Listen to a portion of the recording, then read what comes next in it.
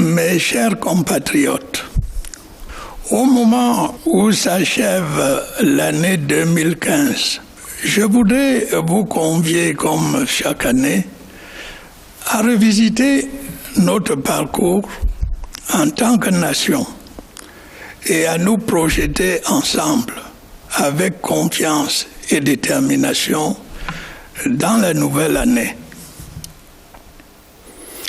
Vous conviendrez avec moi, je crois, qu'un seul mot suffit à caractériser l'année qui s'achève pour notre pays.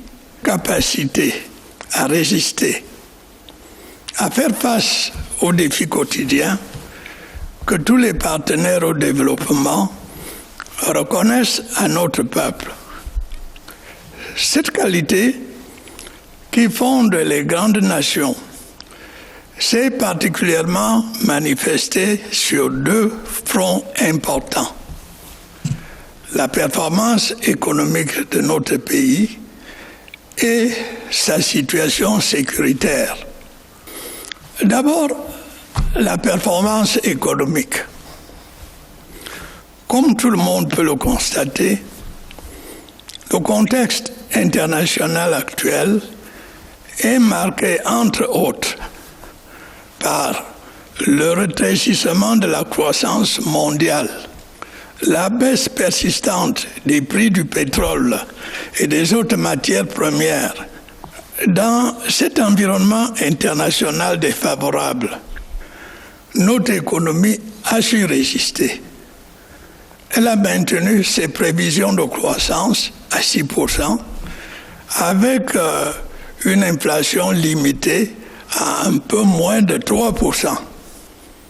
Ni les dépenses supplémentaires occasionnées par l'effort de guerre contre le terrorisme, ni même les perturbations de l'activité économique dans les zones attaquées n'ont pu nous empêcher d'atteindre nos objectifs. Je suis conscient de ce que cette croissance ne suffit pas encore à transformer de façon significative le quotidien de nos populations à la base. Nous pouvons faire mieux. Nous devons faire mieux. Mais il est bon de saluer ce bel effort grâce auquel nos indicateurs macroéconomiques sont plus viables.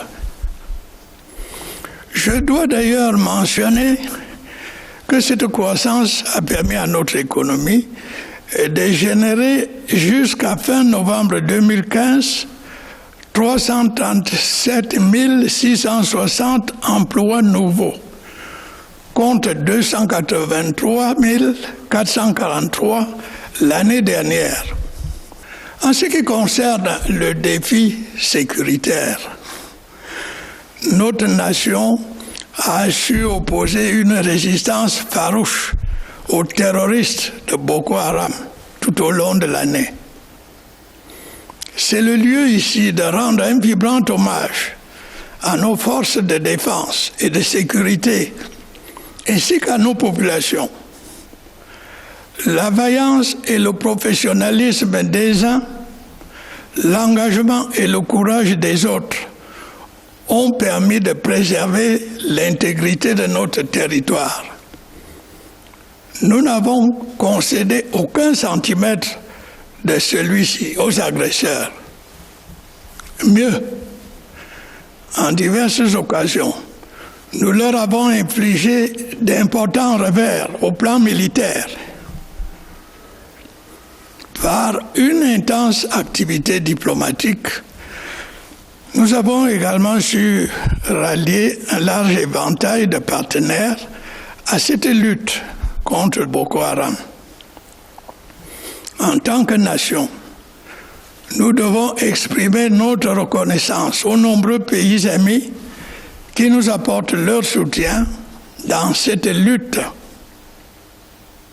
À ce titre, je voudrais saluer de manière spéciale la décision des États-Unis d'Amérique d'envoyer 300 soldats en mission d'appui au renseignement. Nous les remercions de cette marque de confiance à notre pays et à notre armée. De même, les soutiens multiformes obtenus des autres pays amis, tels que la France, la Chine, la Russie, l'Allemagne et bien d'autres encore, constituent une aide précieuse. Avec le Nigeria voisin, nous avons affiné nos moyens et mécanismes d'action concertés. Nous devons également saluer l'engagement fraternel à nos côtés des forces tchadiennes dans cette lutte qui nous concerne tous.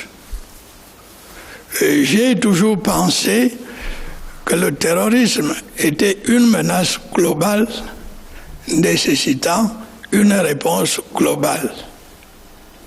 Cette réalité s'est confirmée en 2015.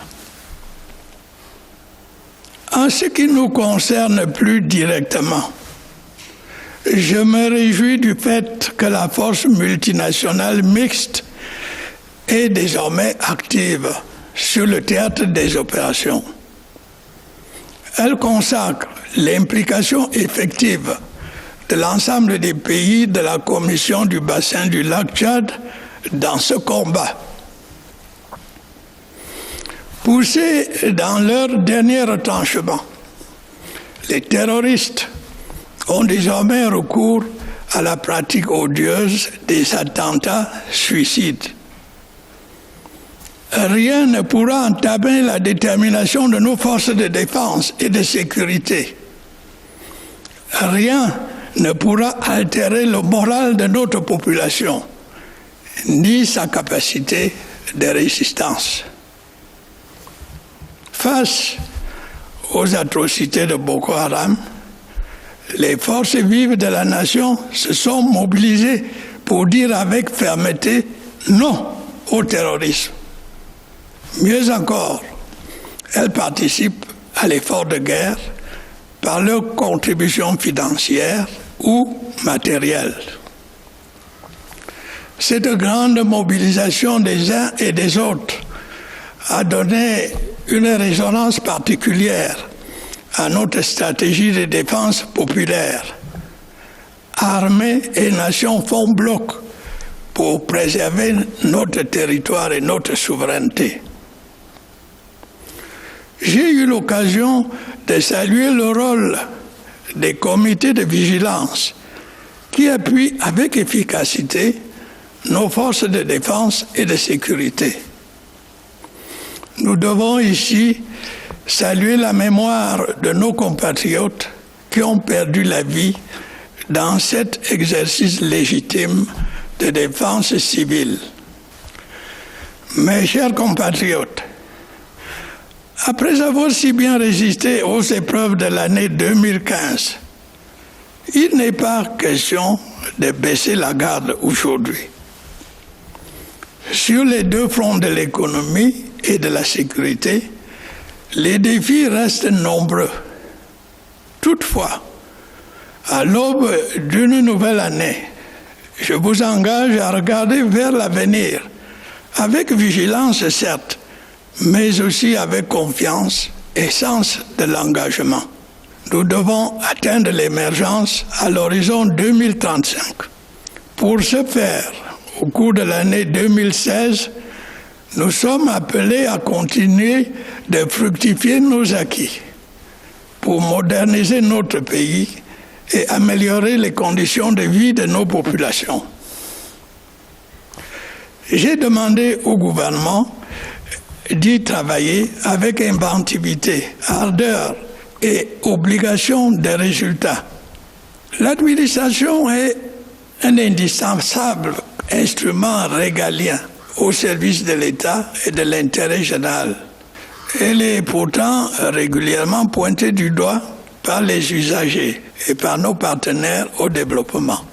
Les conclusions récentes de la mission d'évaluation du FMI dans notre pays, les derniers rapports respectifs du Doing Business et du Cameroon Investment Forum ou encore de la CONAC sont particulièrement illustratifs à cet égard. Il est bon que notre administration ne cesse jamais d'être une force de progrès. J'entends y veiller personnellement. Mes chers compatriotes, les défis qui nous interpellent sont exaltants. Avec l'engagement de tous, nous pouvons les relever. J'ai foi en la qualité des hommes dont regorge notre pays. Je connais votre patriotisme. Œuvrons tous ensemble pour faire de 2016 une année de victoires, de belles victoires pour notre pays, une année qui apporte à chacun paix, prospérité et bonheur. Bonne et heureuse année 2016.